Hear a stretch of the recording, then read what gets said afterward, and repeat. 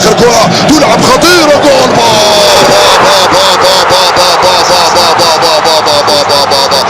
جول في منتهى الروعه، جول على الاخر. اللاعب موافق باش يلعب مع المنتخب التونسي.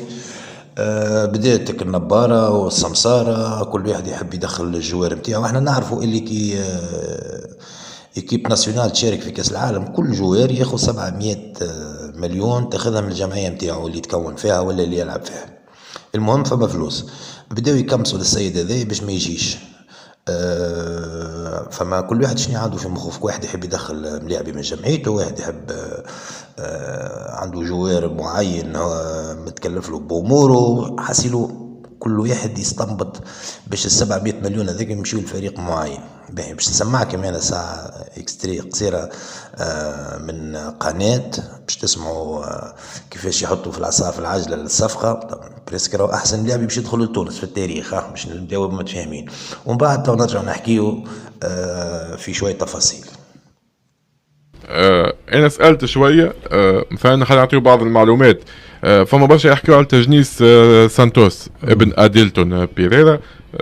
حسب المعلومات اللي عندي كاين الجامعه قاعده تفكر برشا في الموضوع هذا، ما فماش رغبه 100% في تجنيسه. ونقول لك السبب يقول لك ما نحبوش نكدسوا الملاعبيه وكهو ينجم يخلق لك مشاكل حتى كي يكونوا في نفس البوست. ولد ادلتون يلعب على الجناح الايسر واحنا في البوست هذاك معبي تقريبا في المنتخب في الوقت الحالي مولود العاشوري، الياس سعد، سيف الطيف. خلينا ناخذ رايك في النقطه هذه، هل انت مع تجيب الملاعبيه ومش مهم بعض الكونكورونس تدخل وتختار هذا واللي نفوهم يلعب، والا بالحق تجي تعمل لك مشاكل وانت عشت قبل في الفرق وفي المنتخبات وعندك فكره عن الموضوع هذا؟ والله العظيم نسمع كلام كيما هكا نستغرب. شنو معناها الجامعة رخت ما عادش تحب تفاوض؟ شنو معناها الجامعة جبدت روحها؟ معناها السيد هذا ما عادش يمكن بيه، عندكم ما خير منه. شنو معناها تو هذاك تقارن فيه بالعاشوري والتونكتي والطيف والسليتي؟ هذه صايب عليك حاجة أخرى. راهو هذاك راهو ملاعبي هذاك أحسن من أحسن الكاليتي اللي باش تدخل لتونس في التاريخ. نحكي لك أنا زاد ومازال باش يترشق، مش يعمل عجب هذاك، فهمتني؟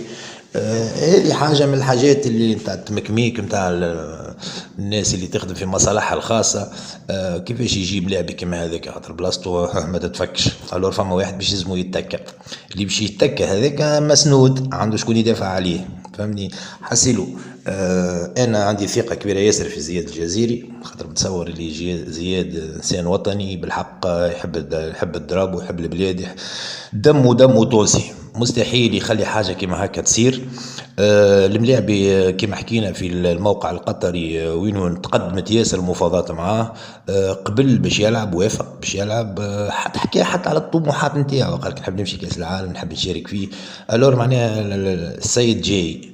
تبقى الحكاية حكاية الجامعة، الناس اللي قاعدة تحط في الأعصاب العاجلة لازم يتحاسبوا. هو كمكتب جامعي بكله ما يصلحش، ما في حتى حد يخدم أبار زياد الجزيري، الاخرى الكل ما على بالهاش تخدم كان في مصالح. باهي والقناه ذي مش لازم انا نسميها خاطر هي زاده تحط في العصا العاجله وماضي بها اليسون سانتوس ما يجيش، فهمني؟